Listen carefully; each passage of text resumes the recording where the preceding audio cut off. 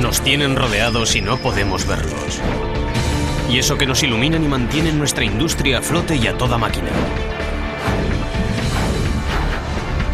Se extraen del suelo o del mismo aire, nos hacen llegar más alto y más lejos.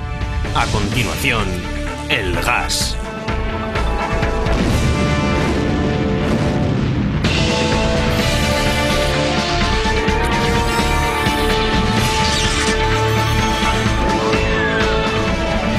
El gas. Conocemos muy bien los dirigibles que sobrevuelan las ciudades norteamericanas los días de partidos importantes o que dan vueltas en silencio sobre espectáculos al aire libre. Aunque desde el suelo los gráciles giros y el curso firme de un dirigible hacen que este parezca no tener peso, en realidad lo que mantiene en el aire las más de 3 toneladas de metal y tejido de esta nave es un uso muy sencillo y vistoso de la tecnología del gas. Todos conocemos el gas. Es lo que hace que suban los globos. Es el aire que respiramos, el combustible con el que cocinamos y secamos la ropa. Sin embargo, el gas es un estado de la materia que depende por completo de las fuerzas externas. Que algo esté o no en estado gaseoso depende totalmente de las condiciones bajo las que está, su temperatura y presión.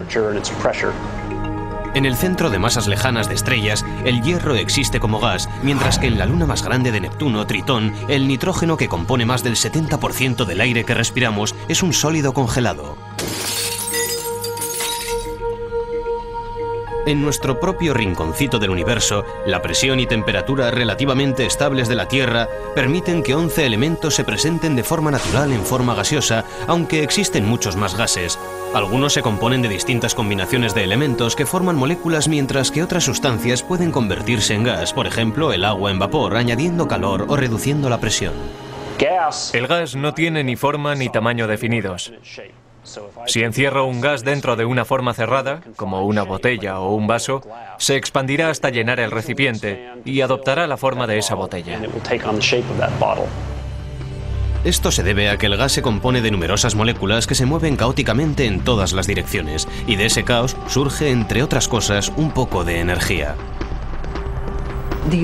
Estados Unidos prospera y sobrevive a partir del uso que hace de la energía, fundamentalmente la energía fósil. Alrededor del 94% de la energía del país procede de combustibles fósiles, de los cuales el gas natural procura alrededor de la cuarta parte de dicha energía. Esto se produce porque el gas natural lo forman compuestos que incorporan enlaces de hidrógeno carbónico. Y en presencia de una alta proporción de oxígeno y a una temperatura elevada, estos enlaces de hidrógeno carbónico reaccionan con el oxígeno formando enlaces de oxígeno carbónico e hidrógeno oxigenado. En pocas palabras, el gas natural es una estupenda fuente de energía porque arde muy limpiamente, produciendo un 50% menos de dióxido de carbono que el carbón y un 25% menos que el petróleo. Su componente fundamental es el metano y se desarrolla en formaciones geológicas subterráneas a partir de materia vegetal y animal en descomposición. Solo en Estados Unidos, el Departamento de Energía calcula que cerca de 27 billones de metros cúbicos yacen atrapados en bolsas subterráneas y la única forma de llegar a ellas es perforando. Como el petróleo y el gas que estaban más a mano se explotaron pronto, los geólogos y los ingenieros perforadores han tenido que profundizar cada vez más para encontrar más recursos, hasta el punto de que el gas más profundo se extrae a más de 25.000 pies de profundidad, es decir, 8 kilómetros. Estamos en el suelo de la torre perforadora, el verdadero primer paso de la fase operativa de perforado para el desarrollo y producción de gas natural. Como vemos en este taladro hueco, aplicamos el motor giratorio a un sistema impulsor, que es la tecnología más moderna que tenemos. La perforación es más eficiente y rápida porque el sistema nos permite variar la velocidad de rotación de la perforadora, así como subirla y bajarla según sea más eficiente.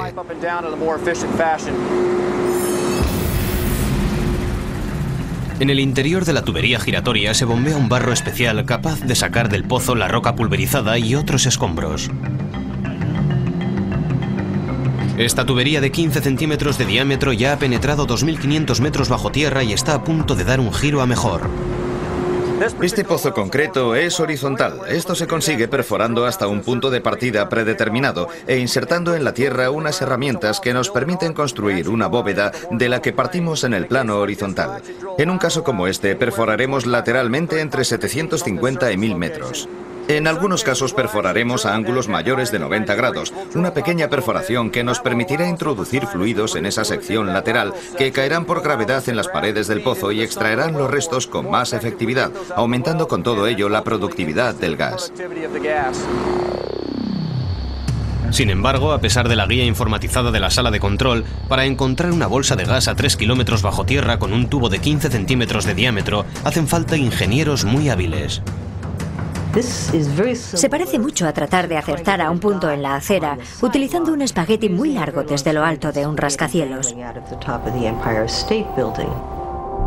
El extremo activo de la perforadora es una punta de acero de carburo de 3 cabezales que se abre paso triturando roca. Es una punta tradicional tricónica, los conos están abajo. Esto es lo que nos permite romper la roca. Bombeamos barro perforador a través de la tubería y surge por los orificios. Sin embargo, practicar un simple agujero en la bolsa de gas no garantiza el éxito de un pozo. Se utiliza un proceso de inyección desde arriba conocido como frac para extraer el gas de la tierra. A más de 1,5 kilómetros de profundidad existe una formación con la consistencia equivalente a la de una acera. Es una formación que encierra gas, pero para sacarlo con efectividad bombeamos lo que llamamos un frac, para fracturar literalmente esa formación. Le inyectamos a alta velocidad un fluido mezclado con arena. La arena penetra en la fractura y crea un canal en el agujero del pozo para sacar con efectividad el gas. Utilizamos un gel que bombeamos en la formación. Se aprecia que es relativamente denso y muy consistente, y le añadimos arena que posteriormente se deposita en la formación, se queda allí y constituye un mecanismo o un medio para que el gas fluya por el pozo practicado. El producto del suelo está lleno de impurezas y debe procesarse antes de su uso. Para que el gas salga de los pozos, contamos con miles de kilómetros de gasoductos de entre 5 y 60 centímetros que concentran el gas en la instalación central. Yo los describo como los radios de una rueda con la planta situada en su eje.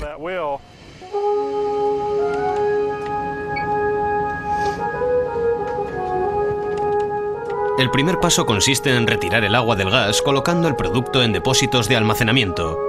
En ellos el gas se eleva mientras que el líquido más pesado se precipita al fondo. El gas natural crudo es en realidad una combinación de combustibles fósiles. El paso siguiente en la producción consiste en separar y purificar cada uno de los gases. Se utilizan métodos muy complicados de separación que van desde la manipulación de presión y temperatura hasta los procedimientos químicos, según cuál sea la composición del gas. Aquí, en la planta de Devon Energy Bridgeport de Fort Worth, Texas, el método preferido es el de enfriamiento criogénico. Dentro de esta torre de 40 metros llamada desmetanizadora, el gas está a punto de convertirse en líquido. Hacemos pasar el gas por la torre desmetanizadora. A la temperatura adecuada, las moléculas empiezan a condensarse formando gotitas a 170 grados bajo cero. Y como gotas de lluvia, empiezan a caer al fondo del recipiente. Los líquidos que se forman, tales como propano y butano, se almacenan en estos tanques. Representan una porción muy pequeña de nuestro negocio, aproximadamente el 15%. Los 6 millones de litros restantes que producimos se distribuyen por gasoducto a toda la nación. Los otros 15 millones de metros cúbicos diarios que obtenemos como gas natural se venden como metano a los usuarios residenciales e industriales de la zona. Sin embargo, sacar el gas del suelo e introducirlo en un tanque es solo una pequeña parte de la historia. Una larga evolución tecnológica ha convertido una antigua y explosiva rareza natural en el combustible del mañana. En la actualidad, el gas natural procura a Estados Unidos más del 20% de su energía. 1.760.000 kilómetros de gasoducto atraviesan el país, haciendo que el uso del gas natural sea tan fácil como girar un simple botón.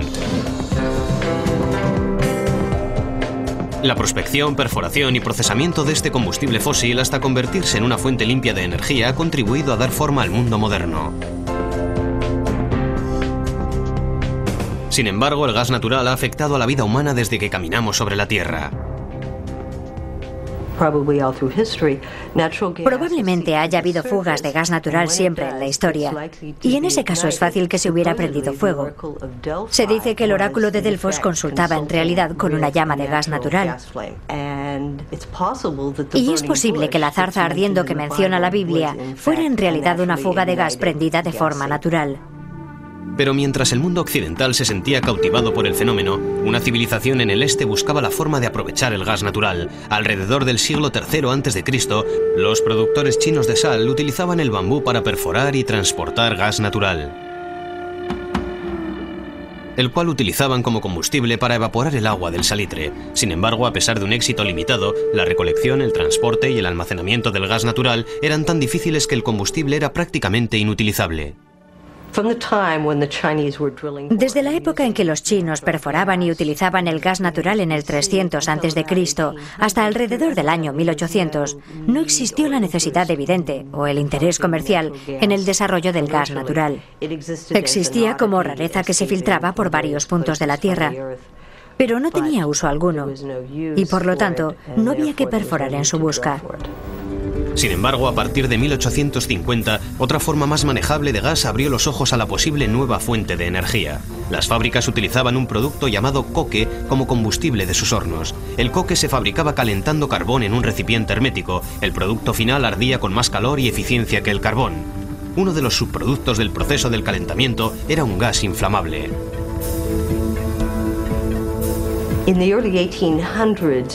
A principios del siglo XIX se descubrió la fabricación del gas, muy útil para el alumbrado urbano. Sin embargo, este gas artificial era muy contaminante, y cuando llegó la oportunidad de utilizar gas natural, que es mucho más limpio, se consideró haber dado un gran paso. El único problema era que gran parte del gas natural se encontraba lejos de las ciudades, cuyas farolas lo podrían utilizar. Las compañías petrolíferas podían cargar con facilidad sus productos líquidos en trenes y camiones, pero eso no servía para el gas inodoro e invisible. No fue hasta el perfeccionamiento de la soldadura de tuberías, en tiempos de la Primera Guerra Mundial, que el gas se pudo transferir a distancias importantes. Entonces, naturalmente, la mala situación económica durante la Depresión y la Segunda Guerra Mundial hizo descender significativamente la demanda de gas natural. Fue solo después de la Segunda Guerra Mundial, cuando confluyeron la necesidad y la tecnología de transportar el gas, que se produjo un aumento importante en el uso del gas natural. El momento era perfecto. El mundo del consumo estaba a punto de dar un gran paso hacia el futuro y el gas natural iba a ser al mismo tiempo la energía y el producto. Oportunidades tales como el desarrollo de los plásticos en los 50 fueron las que estimularon de verdad el uso del gas. El gas natural era al mismo tiempo el combustible de las fábricas de plásticos y la materia prima que se utilizaba para fabricarlos y producir un cambio importantísimo en nuestro estilo de vida a partir de los años 50. Entre el plástico y los gasoductos, el gas natural había dejado de ser un combustible alternativo. Era una parte tan importante de la vida del consumidor como la gasolina y la electricidad, y su uso continuaría creciendo. En la actualidad, ese crecimiento ha desembocado en una amplia gama de sistemas de distribución de gas natural. Este petrolero de aspecto extraño transporta más de 125.000 metros cúbicos de gas natural, los cuales se descargarán en una terminal especializada. Sin embargo, gran parte del gas natural que utilizamos llega a través de un conjunto complejo de tuberías y centros de distribución que envía el producto hacia consumidores de todo el país. La Southern California Gas Company es la mayor empresa de distribución a nivel local de Estados Unidos. Atendemos aproximadamente a 20 millones de personas con unos 5.400 kilómetros de tubos que cubren un territorio de alrededor de 65.000 kilómetros cuadrados, aproximadamente como gran parte del sur de California. Anualmente movemos alrededor de 28.000 millones de metros cúbicos de gas, un poco menos del 5% del gas consumido en Estados Unidos. El gas natural entra en los sistemas por el colector interestatal, una tubería de 75 centímetros de diámetro, aunque bajo presión el gas natural avanza despacio. La predicción de la cantidad de gas que se va a consumir es una parte importante del trabajo de los distribuidores. Ahora estamos en el Centro de Control de Gas del sur de California, desde donde hacemos el seguimiento del gas que entra y la predicción del gas que utilizarán nuestros clientes. Cada día tenemos que hacer pasar gas por el sistema de gasoductos para garantizar que esté donde el cliente lo necesite. Y como el gas se mueve relativamente despacio, debemos acertar en la predicción y conocer las necesidades de los clientes. Garantizar que no hay interrupción, los del país mantienen una cantidad extra de gas natural a mano. Gracias a las más de 400 instalaciones de almacenamiento distribuidas por el país, si la demanda sube de pronto y el suministro de gasoducto no basta, se puede recurrir a reservas cercanas. Esta es una de las instalaciones de almacenamiento de gas natural más grandes del oeste de Estados Unidos. Lo que da tanto valor a este lugar, carente de tanques y tuberías de acero, es la formación geológica rocosa a más de 3.000 metros de la superficie. La razón de almacenarlo aquí es porque 3 kilómetros bajo mis pies hay una roca especial, la arenisca porosa. El 20% de esta roca es de base porosa, equivalente al espacio entre granos de arena de la playa, y es ahí donde comprimimos y depositamos el gas. Podemos colocar 1,5 millones de centímetros cúbicos de gas por cada 30.000 de roca. Y esto es piedra impermeable de 60 metros de grosor encima de esta arenisca, que es lo que sella el gas, para que nosotros lo distribuyamos según las necesidades. Devolver el gas a la Tierra cuesta casi tanto trabajo como haberlo sacado de ella.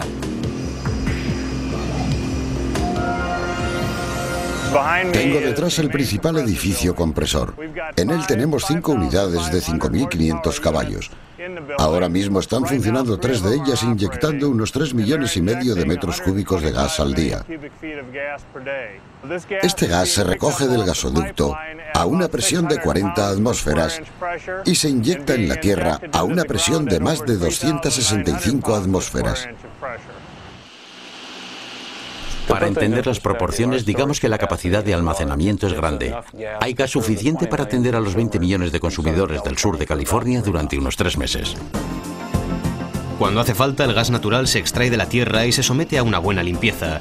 Los tanques de separación y las torres de enfriamiento, similares a los utilizados en el proceso inicial de refinado, eliminan el polvo, el agua y los hidrocarburos más pesados que han contaminado el gas en su estancia bajo tierra. Una vez en el gasoducto, el producto se odoriza y prosigue su viaje hacia el consumidor. Al llegar cerca de los hogares, tenemos líneas individuales a cada uno de ellos. Son líneas de un diámetro muy pequeño, normalmente de 12 milímetros. Cuando el gas llega a casa, está a la presión de 0,02 atmósferas. Esto nos lo indica el regulador de presión que está en cada hogar junto al contador. Este es el instrumento que nuestro personal viene a leer una vez al mes. Sorprendentemente, gran parte del gas natural que utilizamos no llega directamente a nuestra casa. Suministramos unos 85 millones de metros cúbicos diarios. Alrededor de 30 son para clientes residenciales y pequeños comercios. Los otros 50 van a los grandes consumidores. Los grandes consumidores utilizan el gas natural para producir electricidad en plantas de energía y para todo tipo de fábricas. Unas fábricas que contribuyen a dar forma al mundo en que vivimos. El producto cuya fuga del terreno cautivó a los primeros seres humanos ha acabado siendo la energía que mueve el mundo.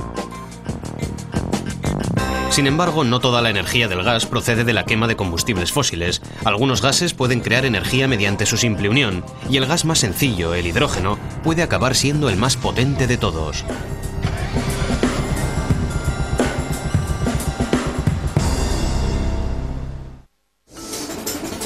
Uno de los primeros usos humanos de la tecnología del gas como fuente de energía llegó con la invención de la máquina de vapor. La primera se construyó a finales de la primera década del siglo XVII y su rápida evolución cambió el mundo aportando la energía que hizo girar las ruedas de la revolución industrial. Sin embargo, en estas primeras máquinas el gas no generaba la energía, se quemaban madera y carbón para convertir el agua líquida en algo útil para una máquina. El vapor.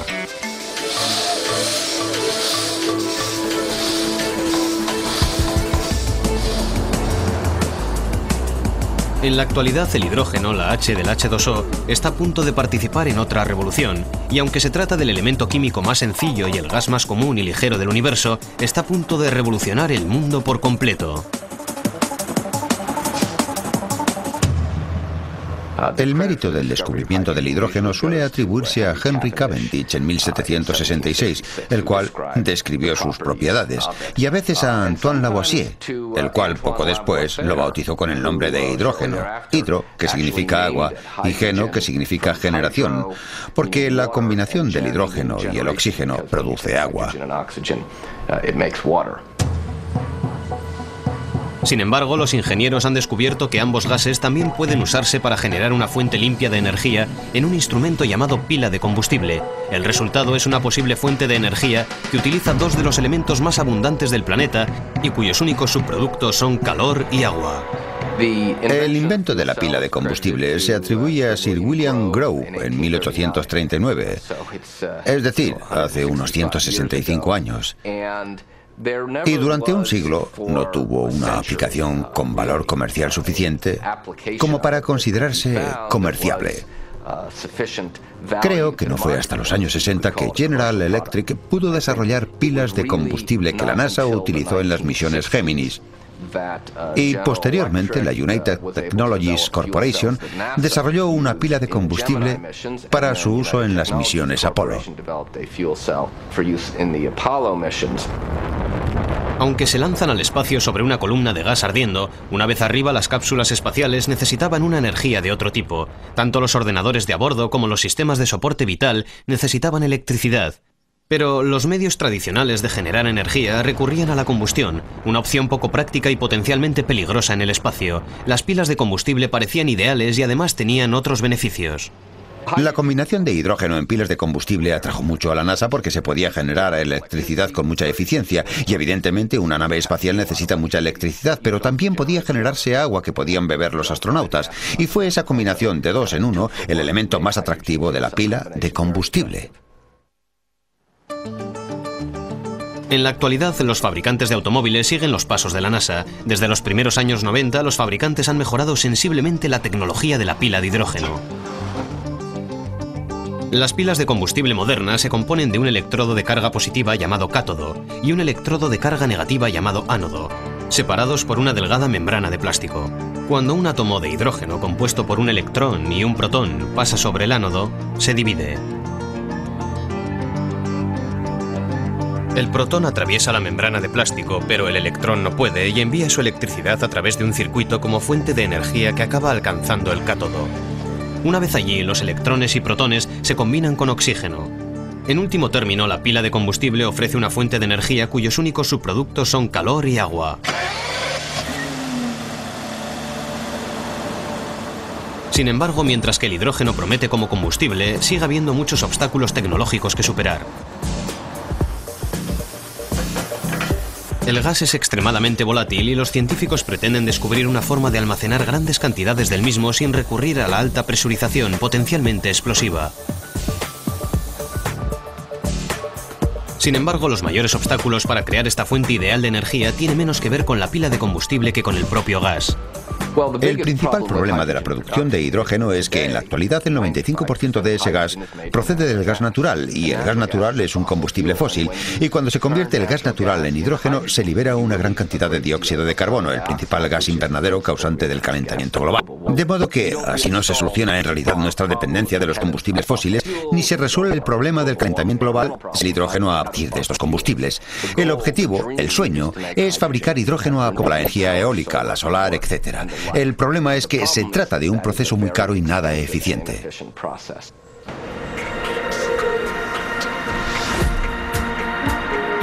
Las pilas de combustible funcionan porque el otro gas de la pila, el oxígeno, es una de las sustancias más reactivas del universo, la causa de que nuestros coches se oxiden y de que la fruta se oscurezca, aunque también nos mantiene con vida al reaccionar con nuestra sangre.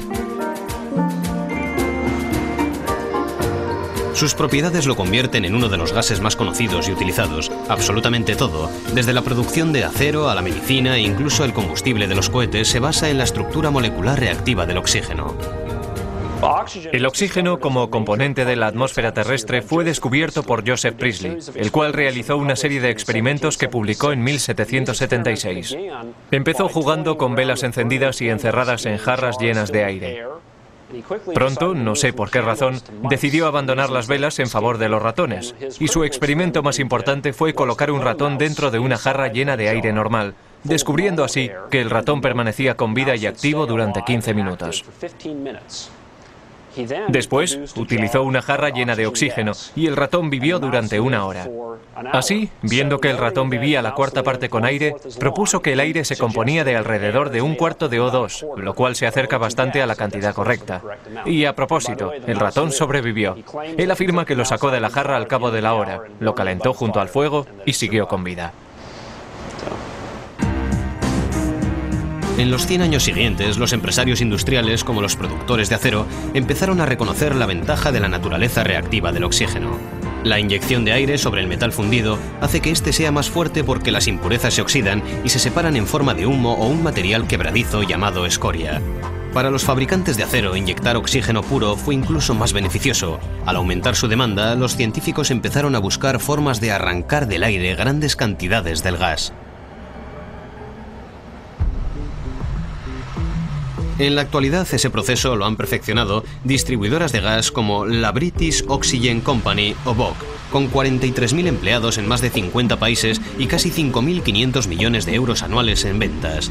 La BOC es uno de los grandes proveedores de gases industriales del mundo.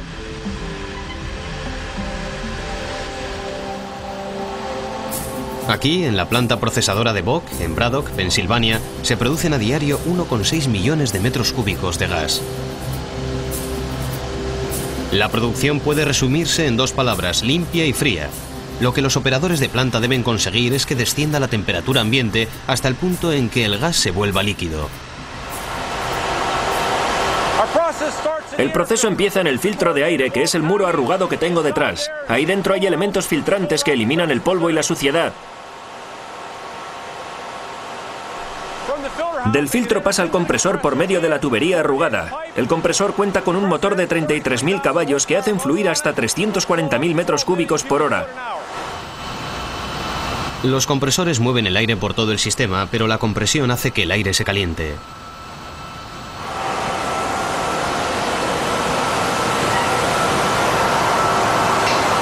Una vez comprimidos el aire y el gas, tenemos que volverlos a enfriar. Esta es la función básica de este equipo. Hacemos circular por los compresores del sistema 85.000 litros de agua por minuto para recoger el calor del aire y del producto.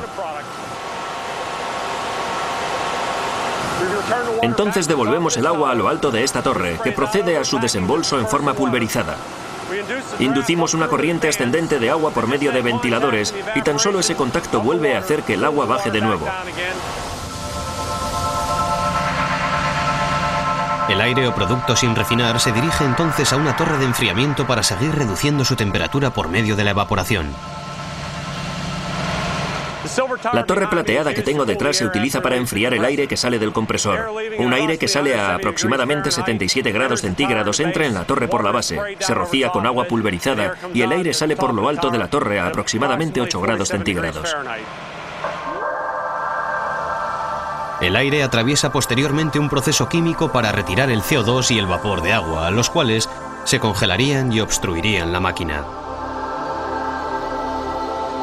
El aire entra luego en una turbina de expansión en la que se produce gran parte del proceso de enfriamiento. Al igual que un aerosol se enfría cuando su contenido a presión se libera, la turbina de expansión, como su nombre indica, permite que el gas se expanda, lo cual reduce su presión y hace que desprenda calor.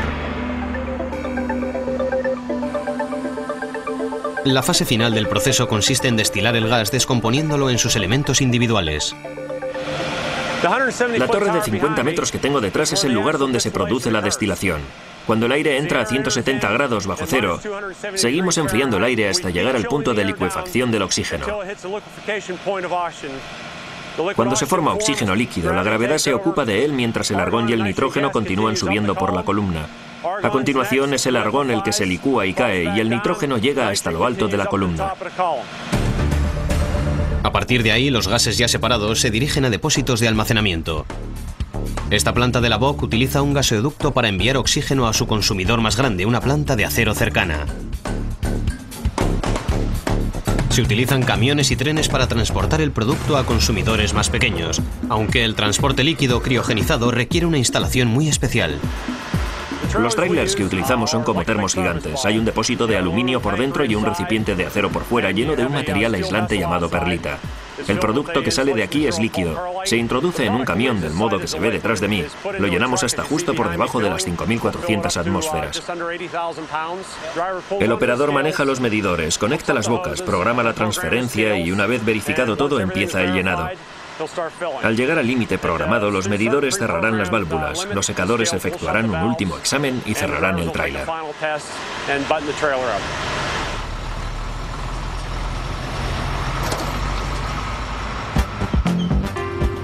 Sin embargo, aunque algunos gases sirven por su capacidad de reacción, otros son valiosos por justo lo contrario. Y la naturaleza noble de un número reducido de gases como el helio, mejor conocido como el gas que eleva lentamente los dirigibles, es también responsable de la tecnología de vuelo más rápida y a mayor altura jamás construida. Helio, neón, argón, criptón, xenón y radón son los 6 elementos conocidos como gases nobles, nobles porque no reaccionan con nada. A nivel molecular, estos gases poseen un número par de electrones en su capa exterior, lo cual los hace estables pues no tienden a compartir electrones ni a reaccionar con otros elementos. Uno de los gases nobles más utilizados es el helio. Desde globos para fiestas a dirigibles que surcan el cielo, todos conocemos la propiedad del helio de ser más ligero que el aire. Su gravedad específica es de 0,138. La gravedad específica es el peso con relación al aire, el cual es 1. Así, si ponemos helio en el aire, se elevará de forma natural. Es más, acabará elevándose hasta salir de la atmósfera. Por eso hay solo una cantidad pequeña de helio en la atmósfera, porque está constantemente ascendiendo y escapando al espacio. En la Tierra el gas se encuentra principalmente bajo el suelo, en depósitos de gas natural. Sin embargo, en el espacio los mayores centros de producción son las estrellas. El helio lo descubrió Pierre Jenson en 1868, al mirar un espectro de emisiones del Sol, en el que percibió una línea amarilla de emisiones que no se correspondía con la de ningún elemento conocido. Así que propuso que la emitía un elemento desconocido en la Tierra, pero corriente en el Sol. Y como Helios es el dios del Sol, lo llamó helio. Se rieron de él. Se consideró ridícula la identificación de un elemento natural sin haberlo aislado antes en el laboratorio.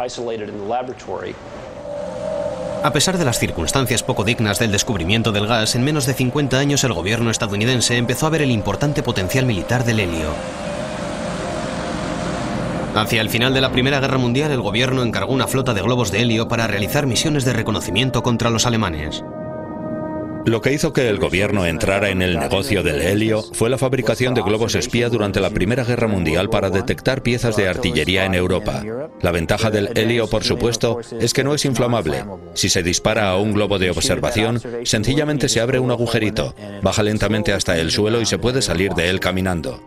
A finales de los años 20, el gobierno estadounidense empezó a construir el Akron y poco después el Macon. Estas aeronaves rígidas, suspendidas cada una por 170.000 metros cúbicos de helio, han sido las más grandes de la historia de Estados Unidos.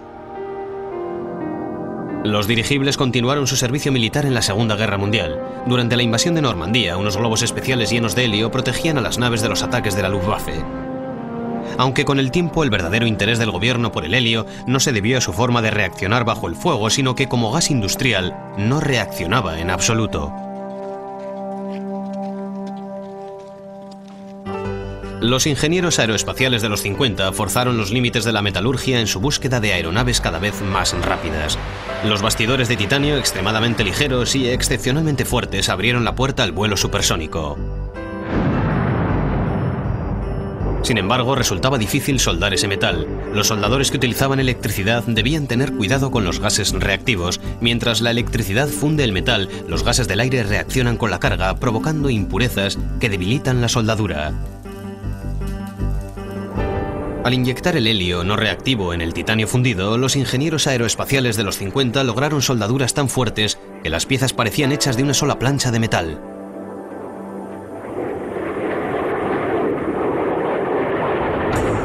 El ejército halló otros usos para el helio en la construcción de armas para la Guerra Fría. En los inicios de la Guerra Fría, el helio llegó a su mayoría de edad, utilizándose profusamente en los programas de misiles Titán y Atlas como gas purgante y detector de fugas en los sistemas de combustible de esos misiles. Para los ingenieros, el helio es la elección perfecta para buscar orificios. El helio es el segundo elemento de la tabla periódica, lo cual indica su minúsculo peso atómico. Su átomo es estructuralmente uno de los más pequeños, lo cual significa que puede escapar por orificios demasiado minúsculos para el agua o incluso para otros gases. A veces se filtra incluso por materiales aparentemente sólidos. Aunque las sustancias sólidas parecen impermeables al helio, no lo son. Tomamos el típico globo de látex, lo llenamos de helio. Tomamos este instrumento, que es un detector manual de fugas de helio, lo acercamos a la superficie del globo y detectaremos el helio que se difunde a través de ella. A finales de los 50, el helio era tan importante para la seguridad nacional que el gobierno quiso asegurarse de que no faltara nunca. Afortunadamente, el país contaba con una de las reservas naturales de helio más ricas del mundo, el campo de gas natural de Hugoton, en la profundidad de las rocas bajo la frontera de Texas con Oklahoma y parte de Kansas. El campo de gas natural de Hugoton ha sido el principal productor de gas natural de Estados Unidos. Contiene alrededor de un 0,6% de helio, y el gobierno se dio cuenta de que si no se actuaba deprisa, ese helio del gas natural se perdería para siempre. Eso hizo que el Congreso y la Administración se unieran para aprobar la Ley de Privatización del Helio de 1960. A instancias del Congreso, en 1962, la Oficina de Gestión de Tierras convirtió el agotado campo de gas de las afueras de Amarillo, Texas, en la reserva de la cúpula Bush. Cúpula Bush es un término confuso. No es en realidad una cúpula ni algo que se pueda ver, sino una formación geológica a unos 900 metros bajo tierra. Cubre alrededor de 4.400 hectáreas en la superficie y consiste en una capa de entre 150 y 300 metros de grosor de dolomita, que es una roca porosa en la que se acumula el gas como el agua en una esponja. En lo alto de la dolomita está la anhidrita, una roca muy dura que no es porosa y actúa como tapa, que a menudo se llama roca tapa. En el curso de 9 años, el gobierno compró el subproducto helio a los productores públicos de gas natural. A principios de los 70 había encerrado más de 1.000 millones de metros cúbicos de gas. Este es un pozo activo A6. Es el pozo más rico en helio de todo el mundo. Abarca unos 1.050 metros hasta el fondo de la formación y su presión natural será ahora probablemente de un poco por debajo de 40 atmósferas. Se efectúan inyecciones y retiradas de alto contenido en helio, aproximadamente un 72%. Sin embargo, al acabar la Guerra Fría, la necesidad de helio disminuyó. Hoy es el sector privado el que mantiene la fortaleza del comercio del helio y la actividad de la cúpula Bush.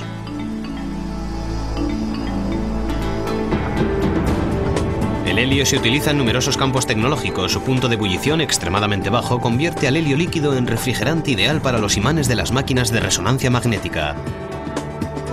Sin embargo, el helio se utiliza principalmente en la fabricación de chips informáticos y cables de fibra óptica, cuyo éxito depende de eliminar de sus productos incluso la más mínima contaminación.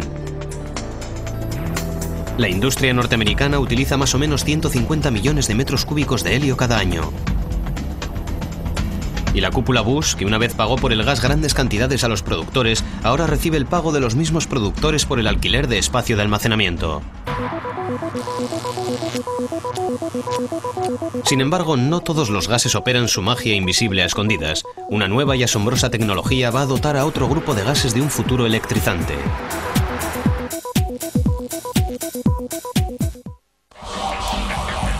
Neón, mercurio, helio, xenón y criptón forman el espectro de los colores a cuyo conjunto llamamos luces de neón. Desde el sagrado brillo del cartel de una capilla nocturna para bodas al alegre resplandor de la calle principal de Las Vegas, estas luces de gas han cambiado la forma en que vemos el mundo. Esto se debe a que la electricidad excita los electrones del gas, haciéndolos desprender fotones que vemos como luces de colores. Una lámpara de neón funciona descargando electricidad a través del gas neón. El gas empieza con su capa externa de electrones en un estado relativamente estable o tranquilo, análogo al estado de este libro mientras lo tengo en las manos. Cuesta moverlo y empujarlo, y no puede bajar más. Cuando la electricidad cruza el gas, hace que los electrones entren en un estado de energía más alto. Y cuando la electricidad ha pasado, los electrones vuelven al estado de reposo. Y al igual que se emite un sonido cuando el libro me golpea la mano, se emite luz cuando los electrones regresan a su estado inicial. La bola de plasma es un tipo de luz de neón que parece reproducir la electricidad misma. Para dar vida a una de estas bolas luminosas, los fabricantes mezclan con cuidado una serie de gases. Sin embargo, antes deben partir de cero, o al menos de un globo vacío. Lo colocamos en un sistema de vacío. Extraemos todo el aire y tratamos de lograr la mayor pureza posible. A menudo lo calentamos hasta quizá 370 grados durante una hora y sacamos las impurezas, pues estas pueden afectar mucho a la mezcla. Una vez hecho esto, volvemos a llenar el vacío que hemos creado. En el centro de la bola, un núcleo de acero inoxidable conectado a una fuente de energía actúa como contacto del gas. A medida que el xenón y el kriptón llenan el vacío, empieza a aparecer un leve brillo. Hemos introducido la mezcla base de xenón y kriptón y ahora lo llenamos con gas de neón, lo cual nos dará el cuerpo y las patas. Las patas de araña que se producen en el interior de la bola se manipulan alterando la entrada de energía. Con un ajustador de frecuencia puedo ajustar el suministro eléctrico del globo y variarán los globos o las cargas.